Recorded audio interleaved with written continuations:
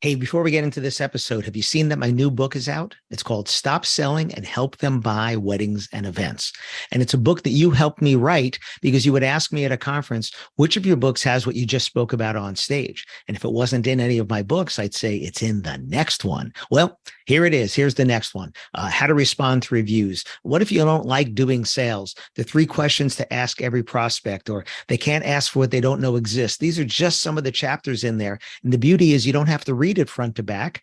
You can jump around to any chapter, kind of like my other book, Wit, Wisdom, and the Business of Weddings, where you can jump to any chapter because they're not necessarily connected to one another. And if you want to get free shipping on a paperback copy, go to shopalanberg.com and use the coupon code podcast. That's shopalanberg.com. Use the coupon code podcast. Get free shipping on me. Otherwise, it's on Audible. It's on Kindle. And if you go to podcast.allenberg.com, the links are all there as well. Thanks.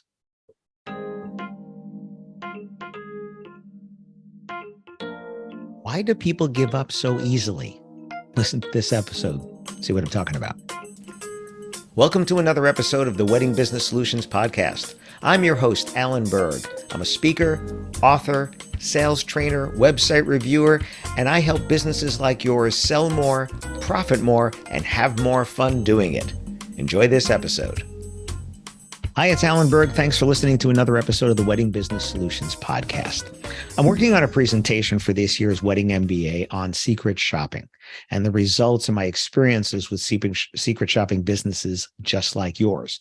And whether you're a venue or caterer, a photographer, a DJ, a rental company, officiant, whatever, you've probably been secret shopped, maybe by me, but maybe by your competitors, right? Or maybe by somebody doing research in the industry.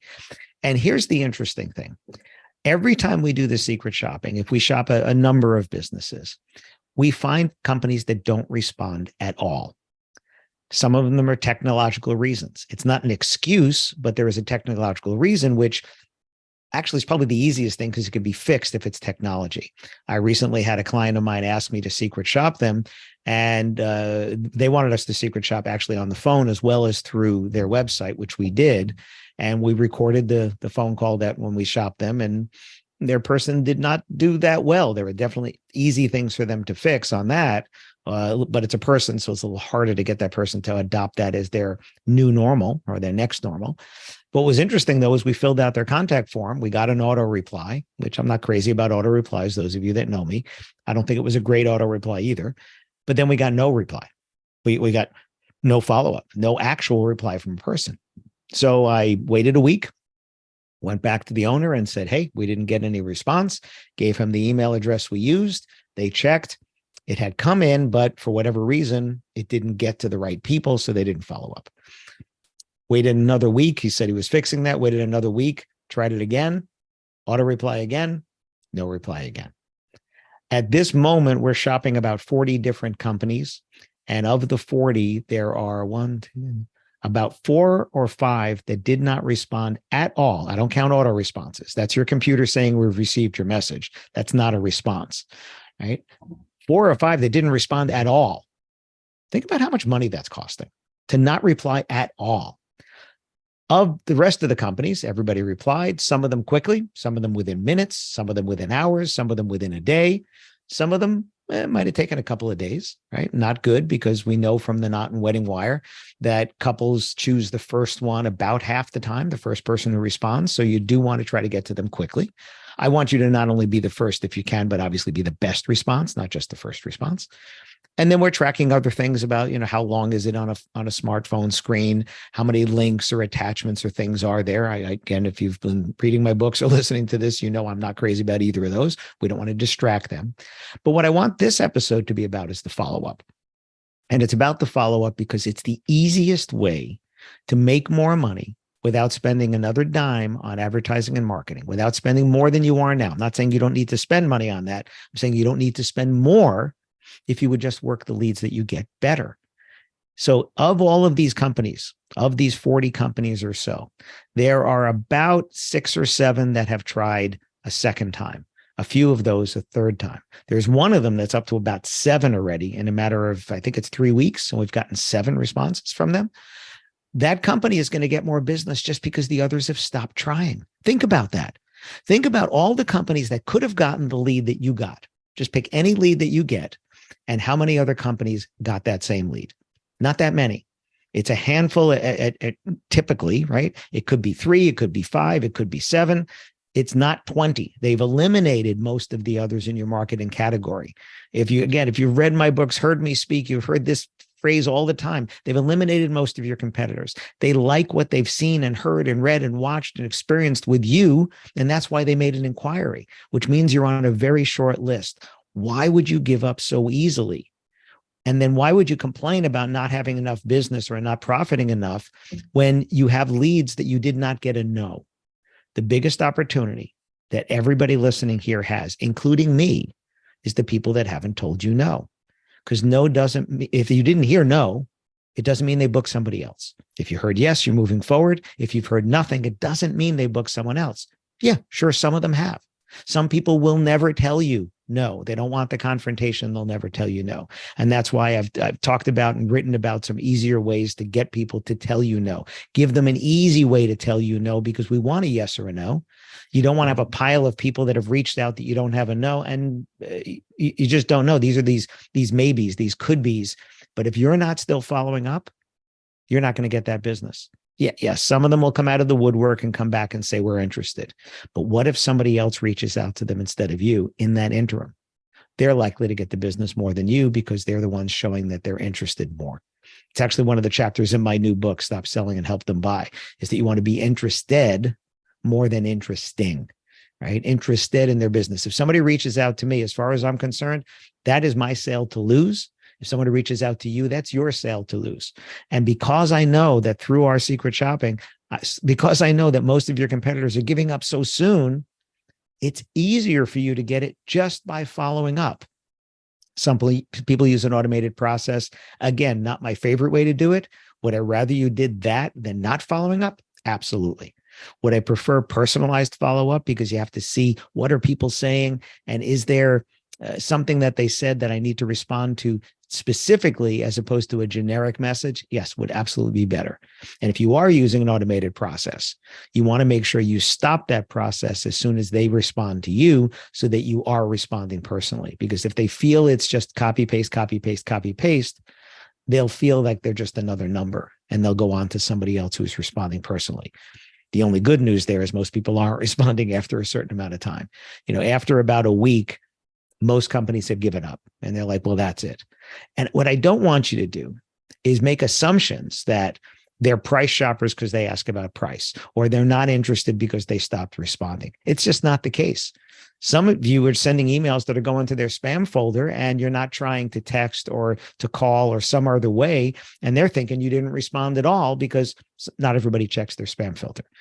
I check my spam folder every day, 2, 3, 4 times a day, because real stuff ends up in there and I don't want to miss it. So I check that. I check the contact form on my website once a month. If I haven't gotten a lead in the last week, I fill out my own contact form to make sure it's not broken, because that did happen to me. It happened where my form was telling people that their inquiries was submitted, and it wasn't going into my CRM. I wasn't getting an email with the information. I didn't even know what had happened. They're waiting for me to respond. I had a client who called me up and said, hey, we inquired last October. I think it was like March or February. We inquired last October and you didn't reply. We thought that was odd. I said, yeah, that really is odd. The guy that teaches you how to reply, not replying would be really odd. And it turned out that the form on my website had broken. I don't know for how long. I know at least for a few months. And I thought, well, it's wintertime. I'm just not getting a lot of inquiries. That's what I thought. That wasn't the case. So now the first of every month, my calendar reminds me to check the form if I haven't gotten it. I hadn't gotten a text in the last week or so. So I went to my website and I used the widget on my website to send myself a text. Now I know that it works. So you want to make sure you don't miss a lead technologically, right? Do everything you can do to know that it's still working. Don't assume that it was working last year. It's still working, or not even last month, right? Make sure your technology is working. If you have employees that change, make sure that all of your leads from the Knot, from Wedding Wire, from your social, from your website are going to the new person. or whoever's supposed to be handling it, or make sure there's multiple people can see that the leads came in so that you don't miss any of those on someone's day off, or if someone's on vacation or on leave or whatever. Or if somebody leaves, you want to make sure that you don't miss out on leads. I've heard horror stories about this where the technology was the problem. What bothers me more, because the technology, again, once you know it's broken, you can fix it. What bothers me more is when people just don't respond because they're too busy or something, right? And I get it, especially during season. And if you're listening now, in the summertime, or for some of you it's slower season, some of you it's busy season. I get it. Do you think the customer cares? Do you think the person that took the time to fill out an inquiry on your website, on your social, on The Knot, on Wedding Wire, any place like that, do you think that person cares that you're busy and that's why you didn't respond? No. And when you're the customer, you don't care either, right? You don't. You want to get a response from a person who's taking a personal interest in you. That's what you want, and you want that right away. You need to be following up. I have countless stories from people who tell me that by changing the way that they're following up, by following up more times, they're getting more business.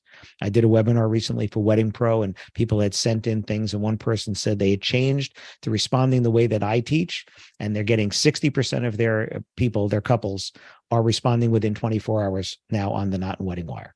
How many of you would kill for that, right? Getting 60% to respond within 24 hours to your message, right? Change the way you do it. That's all they did. Right? Same person, same profile, same storefront, changing the way they're doing it. Richie, I don't know if Richie's listening to this. Richie's the guy that got me started on the podcast.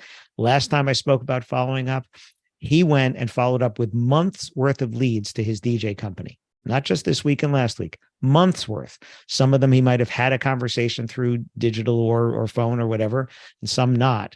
And he booked 5 weddings. I spoke in Ireland, and a hair and makeup person wrote me a couple of weeks later. She followed up with 5 brides and booked 3 of them. 5 that had been ghosting her, 5 that she hadn't followed up anymore and hadn't heard back, followed up again one more time, booked 3 of them. How much money is sitting on the table that you're not getting because you're not doing the effort, because you're not following up? Every once in a while, I'll go back to some of what we consider the kind of dead leads. And I followed up a lot of times, right? And I'll go back again, because I haven't heard a no. And all of a sudden the person's like, yeah, I am still interested, but I'm busy with this or that, or we're doing business now, or we don't want to. And that's okay.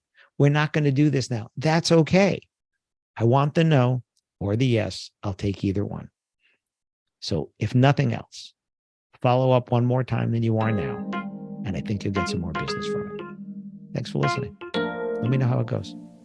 Thanks for listening to this episode of the Wedding Business Solutions Podcast. If you liked it, please subscribe to this channel and post a review on your chosen platform, Apple Podcasts or whichever one. If you have any questions about anything in this episode or any of my episodes, email me directly at alan@weddingbusinesssolutions.com or visit my website, alanberg.com, alanberg.com. If you have any suggestions for future topics or guests that you'd like to see, please again, email me or visit my website. Thanks for listening.